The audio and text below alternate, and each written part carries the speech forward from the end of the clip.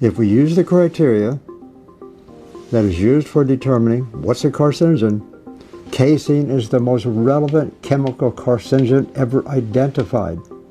Make no mistake about it. And the data support it. So all of a sudden now we're focused on casein. But I didn't want to stop just with casein. I wasn't interested in the milk question, really. I was interested in the casein thing. This casein looked really interesting. So then we tried some plant proteins. Didn't do it. We also worked with levels of casein as a source of animal protein, for example. And what came out of all that work over the years was we learned a lot of principles. And we aggregated them all together. It tells us a picture. Here's how cancer works. Here's how nutrition comes into play, in this case protein. But we did it with dietary fat and pancreatic cancer as well. Not as completely, but we were I was just interested in the mechanism of how this darn thing works. But we just happened to be using casein.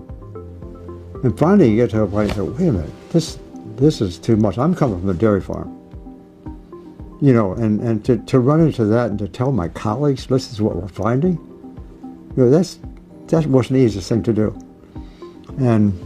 But we kept getting funding from NIH.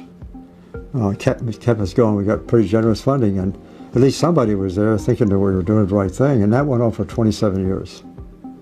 And finally what came out of it wasn't just to focus on casein and dairy, although that food turned out to be really problematic, obviously.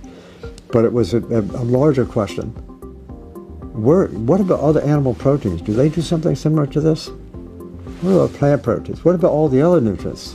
What we learned along the way, we could turn on and turn off cancer. Turn it on by increasing casein consumption.